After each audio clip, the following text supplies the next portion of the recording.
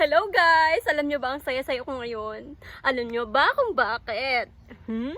Dumating na nga pala yung aking pre-sample guys na pinadala ng seller. And I'm so blessed kasi alam niyo yun, dati nag-request ako ng pre-sample and hindi siya dumating guys. Dinicline nila. Alam niyo ba yun? So sad. And sa ngayon guys, natupad na yung aking kahilingan na sana naman maranasan ko naman yung mga free sample. And sabi ko isa lang. Pero ang dumating guys is dalawa. Kaya I'm so excited talaga guys kahit hindi ako marunong mag-promote. Char! Siyempre, gagawa ko ng paraan para ma-promote ang mga product nila.